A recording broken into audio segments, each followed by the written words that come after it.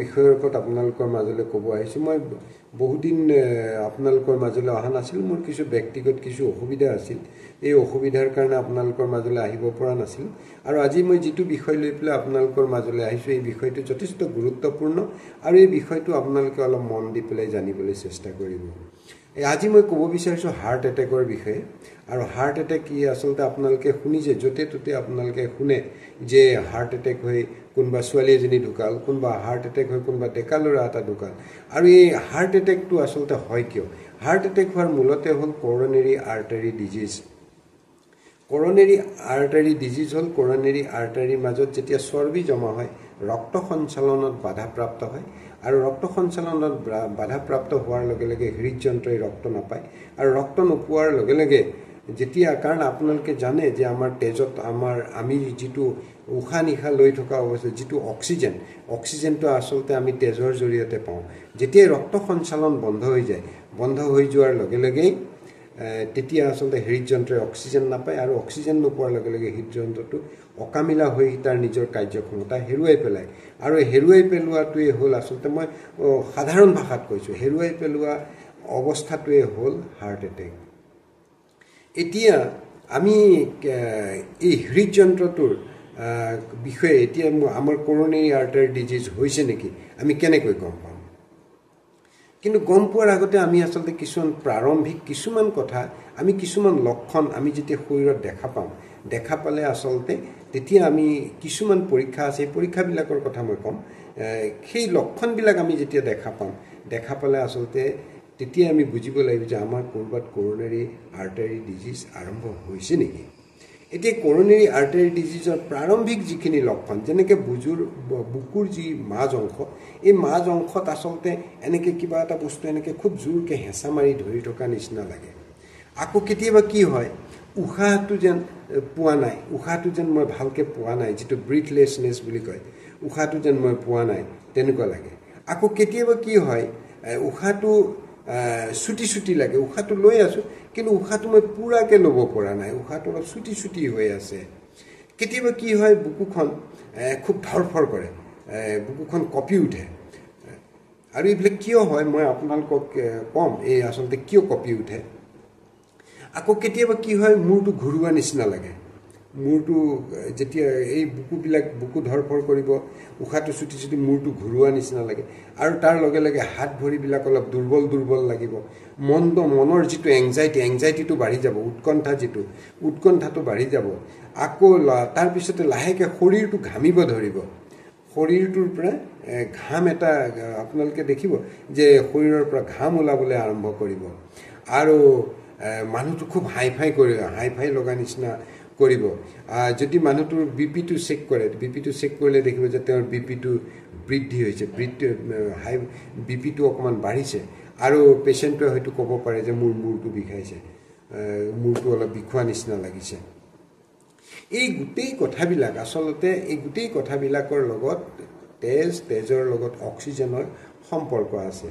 কিন্তু এটা কথা মই আপোনালোকক এতিয়া কৈ দিওঁ, যেনেকৈ উশাহটো চুটি লগা, উশাহটো ভালকৈ নোপোৱা, বুকুখন ধৰফৰ কৰা বা মূৰটো ঘূৰোৱা বা মূৰটো বিষোৱা, এই গোটেইবিলাক কিন্তু কেতিয়াবা আকৌ আপোনালোকে দেখিব ৰক্তহীনতাটো এইবিলাক লক্ষণ কেতিয়াবা থাকে। যদি কাৰোবাৰ এনিমিয়া হৈছে, এনিমিয়া হ'লেও কিন্তু এইবিলাক লক্ষণ থাকিব পাৰে। কিন্তু তেতিয়া আপোনালোকে সদায় লক্ষ্য কৰিব যে গোটেই লক্ষণবিলাক যেতিয়া থাকে তেতিয়া আচলতে আপোনালোকে কেইটামান টেষ্ট কৰিব লাগে।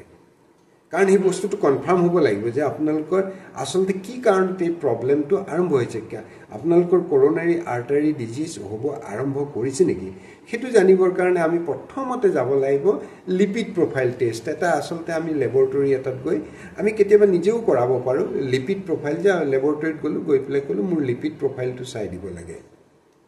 আৰু এই লিপিড প্ৰফাইলটো আমি যেতিয়া চাম, লিপিড প্ৰফাইলত তেতিয়া কেইটামান বস্তু আছে যিকেইটা ইম্পৰ্টেণ্ট বস্তু। এটা LDL বুলি কয়, ল' ডেঞ্চিটি লিপ'প্ৰটিন।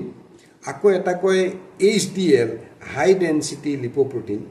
আৰু এটা আছে ট্ৰাইগ্লিচাৰাইড।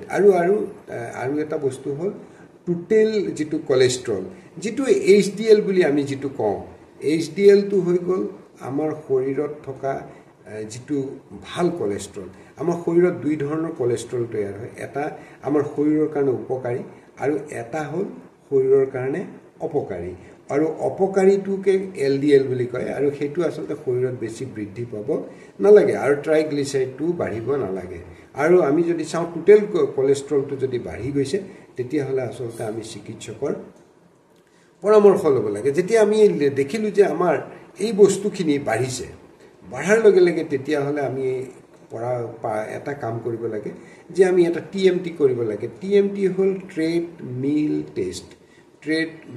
টেষ্ট বুলি এটা টেষ্ট আছে এই টেষ্টটো আমি কৰিব লাগে তাৰপিছত এটা ECG বুলি কয় ইলেক্ট্ৰকাৰ্ডিঅ'গ্ৰাম যিটো ইলেক্ট্ৰকাৰ্ডিঅ'গ্ৰাম এটা কৰিব লাগে আৰু ইকোটো আমি কৰিব লাগে ইকোকাৰ্ডিঅ'গ্ৰাম বুলি কয় সেইটো আপোনালোকে দেখিছে কিছুমানৰ যাৰ হাৰ্টৰ সমস্যা আছে তেওঁ ইকো কৰিলে ঘং ঘং ঘং এটা শব্দ হয় সেই শব্দটো যেতিয়া কৰি থাকে তেতিয়া আচলতে আমাৰ তেজৰ ভিতৰৰ হৃদযন্ত্ৰৰ ভিতৰত যিটো তেজৰ সঞ্চালন হৈ থাকে সেই সঞ্চালনটো সেই তাত শব্দটো ভাহি আহে আৰু TMTটো আমি যেতিয়া কৰোঁ তেতিয়া আচলতে আমাৰ হৃদযন্ত্ৰটো আচলতে কিমান এক্টিভ হৈ আছে আমি সেই বিষয়ে আচলতে জানিব পাৰোঁ এতিয়া মোৰ কথা হ'ল যে আপোনালোকে যেতিয়া এইখিনি দেখিলে যে এতিয়া মোৰ লিপিড প্ৰফাইলটো বাঢ়িছে তাত এইখিনি টেষ্টখিনি কৰিলে টেষ্টখিনিতে ECG কৰিলে ECGটো আপোনালোকে দেখিছে যে অলপ তাত ECGটো অলপ বিসংগতি আছে তেতিয়া আপোনালোকে যিকোনো এজন ডাক্তৰৰ ওচৰলৈ নগৈ এজন কাৰ্ডিঅ'লজিষ্ট যি হৃদৰোগ বিশেষজ্ঞ আৰু হৃদৰোগ বিশেষজ্ঞ হ'লে নবা আপোনালোকে সদায় চাব এজন ভাল অভিজ্ঞ হৃদৰোগ বিশেষজ্ঞৰ ওচৰত গৈ আপোনালোকে দেখাই ইয়াৰ এটা উপযুক্ত চিকিৎসা কৰিব আৰু মোৰ বিশ্বাস আছে যে আপোনালোকে মোৰ আজি এই ভিডিঅ'টোৰ পৰা এটা সৰু ভিডিঅ' আপোনালোকক জাষ্ট এটা মই বেছিক ইনফৰমেশ্যন দিলোঁ আৰু মোৰ বিশ্বাস আছে যে আপোনালোকে এই মোৰ ভিডিঅ'টোৰ পৰা যথেষ্ট উপকৃত হ'ব ধন্যবাদ আপোনালোক সকলো কুশলে থাকক আৰু মোৰ এই ভিডিঅ'টো যদি ভাল লাগে আপোনালোকে প্লিজ ছাবস্ক্ৰাইব কৰিব শ্বেয়াৰ কৰি দিব কমেণ্ট দিব আৰু আপোনালোকৰ কমেণ্টবিলাক পালে মই ভাল পাওঁ যে আপোনালোকে কেনেকুৱা পাইছে আপোনালোকৰ যদি আৰু কিবা জানিব লগা থাকে মোক তেতিয়া আপোনালোকে ক'লে মই আপোনালোকক তাৰ দিহা পৰামৰ্শ দিম মোক বহুতে আচলতে ফোনো কৰে মোৰ বহুতে ইনবক্সত মোক ফোন নম্বৰ লৈ পেলাই মোক ফোন কৰে কিছুমানে হোৱাটছআপ কৰে কিছুমানে আকৌ ইনবক্সতে মোক বিভিন্ন প্ৰশ্ন সোধে তো এনেকুৱা কিছুমান থাকে যিবিলাকক মই যিমানখিনি পাৰোঁ মই সহায় সহযোগ কৰি যাম আৰু আপোনালোক সকলো কুশলে থাকক ধন্যবাদ